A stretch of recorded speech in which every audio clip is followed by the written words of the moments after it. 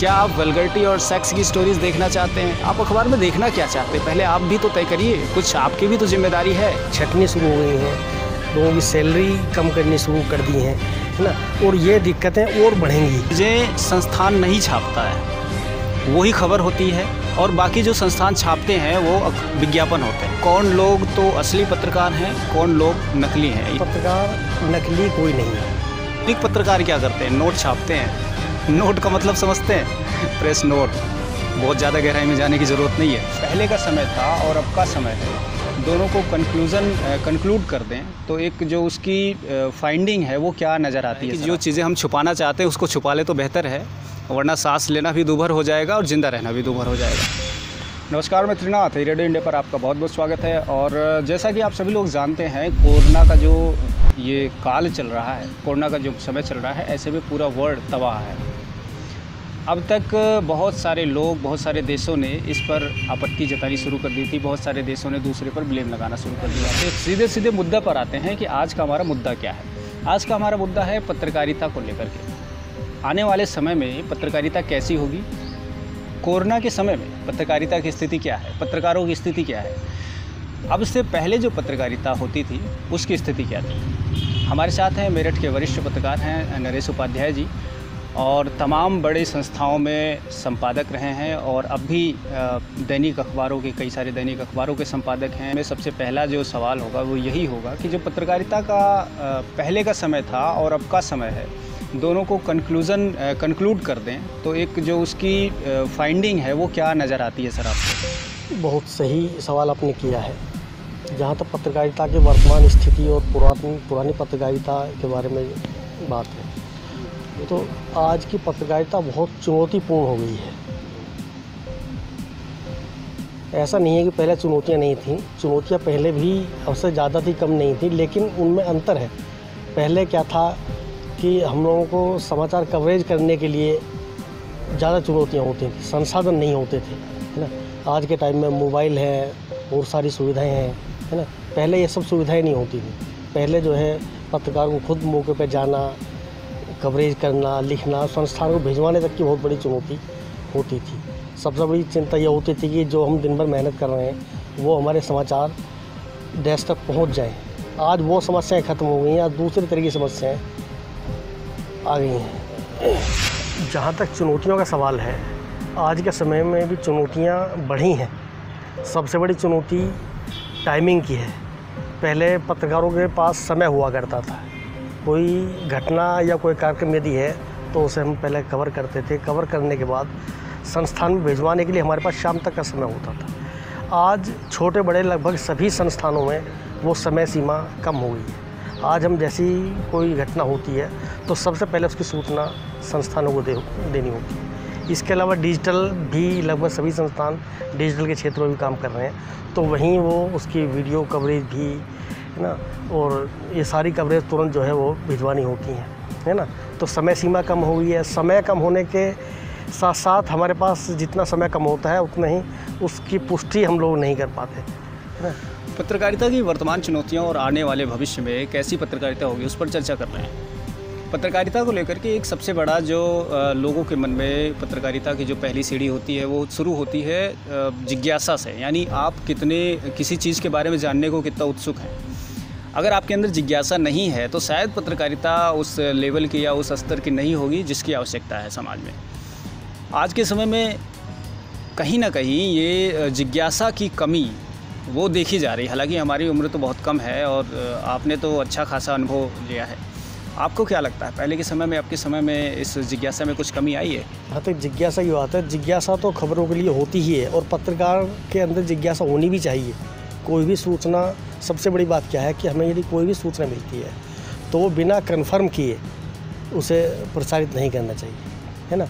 और जितनी ज़्यादा जिज्ञासा होगी उतनी ही हम अपने काम को बेहतर कर पाएंगे। जिज्ञासा मन में होती है, वो जिज्ञासा को शांत करने के लिए हम लोग फील्ड में जाते हैं, उसकी पुष्टि करते हैं और कंफर्म करने के बाद ही उस खबर को जारी करते हैं। आज का पत्रकार गैर जिम्मेदार भी है और लापरवाह भी है और सनकी भी है।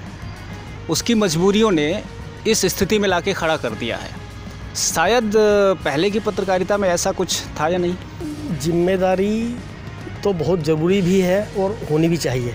लापरवाही की जहाँ तक बात है, मैं समझता हूँ लापरवाही पत्रकारिता में नहीं होनी चाहिए। लापरवाही से तो नुकसान ही हमेशा होता है। और जो भी कार्य करें, हम कोई स्टोरी कर रहे हैं, कोई भी न्यूज़ लिख रहे हैं, तो पूरी जिम्मेदारी के साथ हमें वो अपना काम करना चाहिए। लापरवाही जो है बिल्कुल गलत है। पत्रकारिता का आज भी समय ऐसा है कि अगर आप कहीं पर भी चले जाएं, अननोन जगह पर भी चले जाएं, तो लोग आपको सम्मान देते हैं, लोग आपको तरजीह देते हैं, लोग आपकी बातों को सुनते हैं, आपको बिना जाने समझे आप पर अटेंशन पे करते हैं, समय खर्च करते हैं। ऐसे में उन तमाम जो पब्लिक है जिनके लिए आप रिपोर्टिंग कर रहे हैं, उनका भी एक हक बनता है।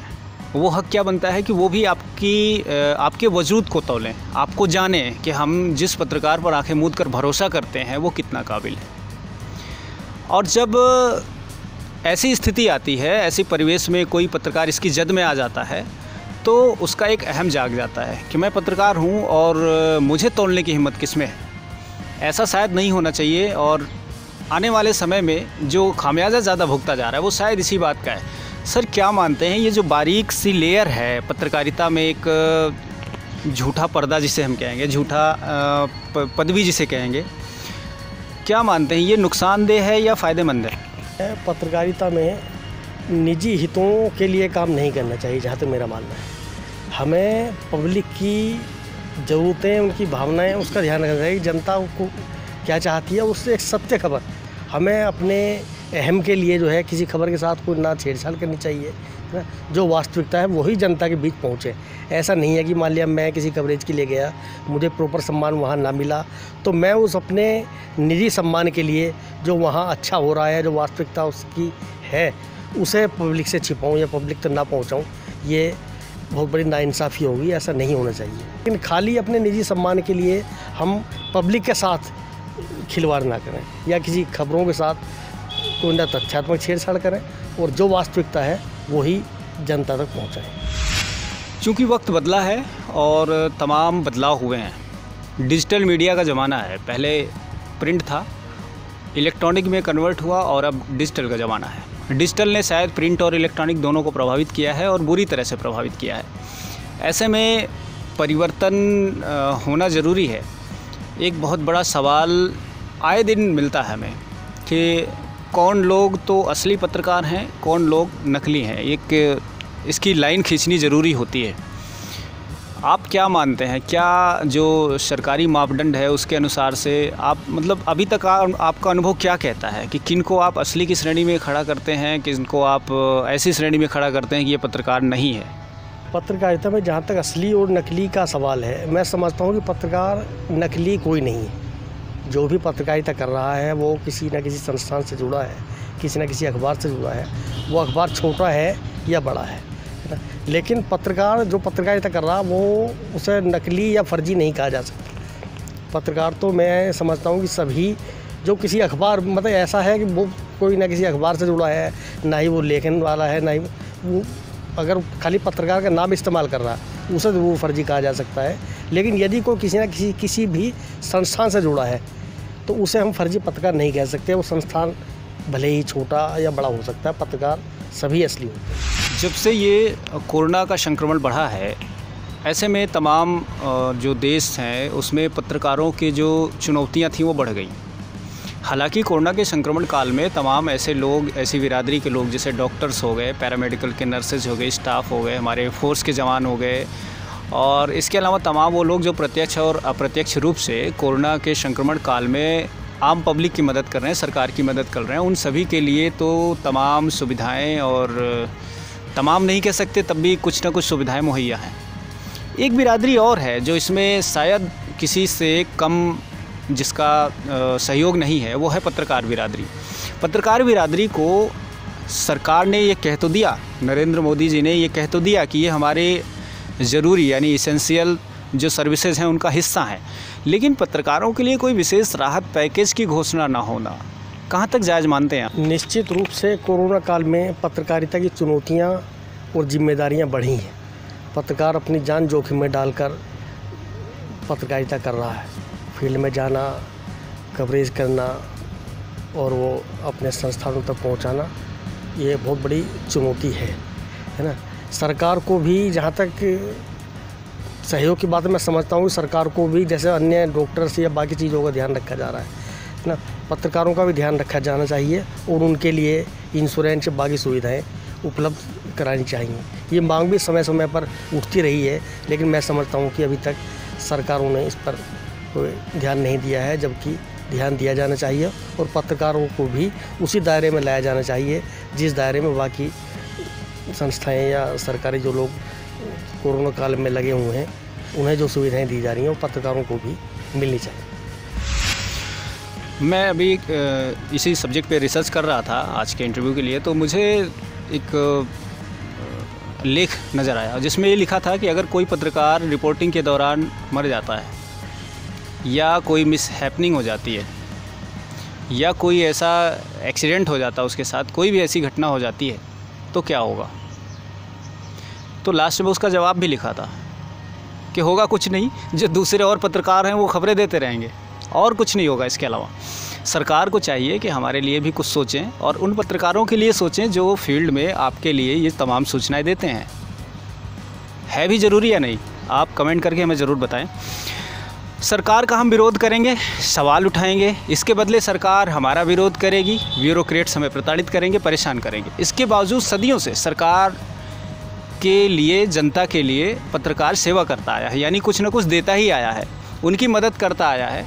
जिस मदद के लिए सूचना विभाग जैसे एक विभाग का स्थापना कर दिया है सरकार ने, अपनी चीज़ों को देखो कि कहाँ कहाँ कमी हो रही है, किस विभाग में ठीक से काम नहीं हो रहा। सूचना विभाग के इतर ये पत्रकार निःशुल्क 24 घंटे सरकार की मदद करते हैं, यानी कुछ न कुछ देते हैं, उन्हें बताते हैं यहाँ कमी है ठीक करो। सरकार और इसके बदले क्या करती है? प्रताड़ना देती है, परेशान करती है, किसी न किसी मामलों में उलझाने का प्रयत्न करती है। तो सर क्या कहेंगे, क्या ये जो पत्रकारों की सदियों से देने की परंपरा आई है, इसके बदले कुछ मिलना नहीं चाहिए? मिलना चाहिए, बहुत ज़रूर मिलना चाहिए, है ना। और सरकारों के साथ साथ मैं तो संस्थानों से भी कहूँगा कि पत्रकारों के हितों के लिए संस्थान को भी आगे भी आना चाहिए और ध्यान भी रखना चाहिए, है ना। सरकार की जितनी जिम्मेदारी है उतनी ही हमारे संस्थानों की भी है। आमतौर पर देखा ही जाता है कि जब किसी के साथ कोई घटना हो जाती है तो संस्थान उस तरह से सहयोग नहीं कर पाते जिस तरह से उन्हें करना चाहिए, है ना। पत्रकार जैसे भी आपने कहा कि समाज को बहुत कुछ देता है ना, तो समाज को देने के लिए देते देते हम लोग जो है अपनी जान तक दे देते हैं, लेकिन उसके बदले उनके परिवार को या उनके बच्चों के लिए जो सुविधाएं सरकार की ओर से, संस्थान की ओर से मिलनी चाहिए, वो कहीं ना कहीं नहीं मिल पाती। इसलिए इस ओर भी हमें सरकार के साथ साथ संस्थानों को भी सोचना चाहिए। कैथरीन ग्राहम एक बहुत बड़े विचारक हुआ करते थे। उन्होंने कहा कि जो चीज़ें संस्थान नहीं छापता है वही खबर होती है और बाकी जो संस्थान छापते हैं वो विज्ञापन होते हैं। इसका मतलब ये है कि आज के समय में बहुत सारी खबरें छुपा दी जाती हैं। वो किस लिए छुपाई जाती हैं, क्यों छुपाई जाती हैं? बहुत सारे हमारे दर्शक सभी, मुझे लगता है कि बौद्धिक स्तर पर बहुत मजबूत हैं और आप सभी लोग ये जानते हैं कि खबरें छुपाई क्यों जाती हैं।